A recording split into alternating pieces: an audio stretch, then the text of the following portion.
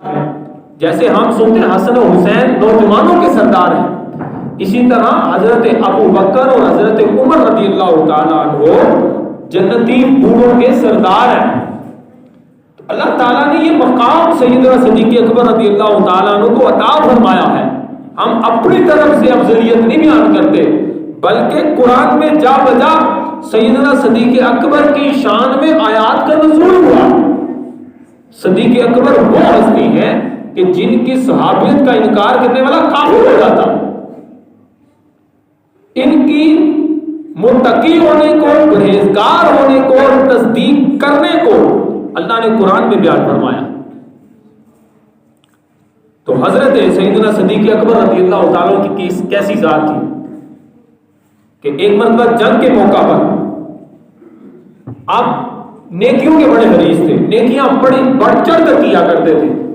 تو سیدنا صدیق اکبر رضی اللہ تعالیٰ عنہ، صحابہ کرام موجود تھے، سیدنا صدیق اکبر بھی موجود تھے۔ آقا علیہ الصلوۃ والسلام نے فرمایا جنگ کے لیے مال کی ضرورت ہے، تو صحابہ کرام اس کے لیے مال اکٹھا کر کے لائے، جو بھی جس کے پاس جتنی استطاعت ہے وہ اکٹھا کر کے لے آئے۔ تو حضرت سیدنا عمر فاروق اعظم رضی اللہ تعالیٰ عنہ خلیفہ ثانی امیر المومنین ہیں، آپ فرماتے ہیں ہر مرتبہ صدیق اکبر نیکیوں میں آگے بڑھ جاتے تھے۔ آج میں نے دل ہی دل میں یہ تہیہ کیا کہ میں بھی آج یہ موقع ہے کہ میں صدیق اکبر سے آگے نکل جاؤں گا۔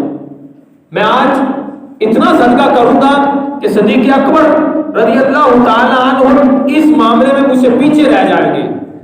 ان کا مقابلہ کوئی مال کا نہیں تھا، ان کا مقابلہ تھا نیکیوں کا۔ اور دوسری بات ہے مال دیا جا رہا ہے، ہم ایک کا مکان دیکھ کر اس سے بلند اپنا مکان تو بناتے ہیں حسد کے اندر، لیکن نماز پڑھنے والے کو دیکھ کر کبھی ہم نماز پڑھنے نہیں آتے۔ ہم دنیا داری کو دیکھتے ہیں، اس کو بڑے احسن انداز سے نبھاتے ہیں، لیکن دینداری کو نبھانا ہمارے اندر بہت دور کی بات ہے۔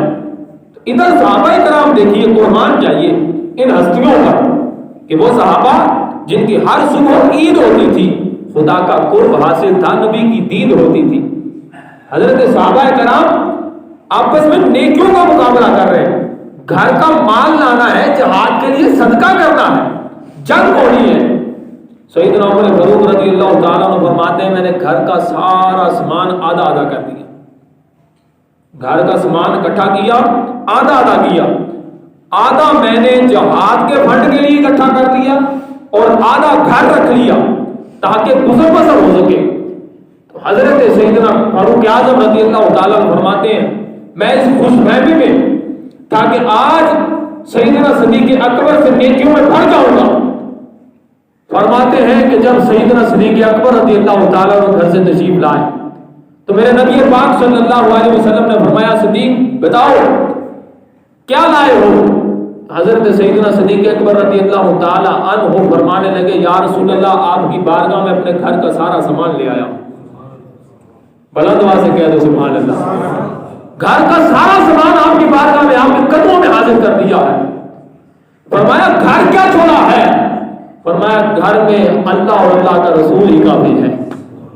شاعر کہتا ہے پروانے کو شمع بلبل کو پھول بس، صدیق کو ہے خدا کا رسول بس۔ سیدنا صدیق اکبر رضی اللہ تعالیٰ گھر کا سارا سامان لے آئے، بارگاہ رسالت میں پیش کر دیا۔ حضرت عمر فاروق فرماتے ہیں حضرت صدیق اکبر سے کوئی آگے نہیں۔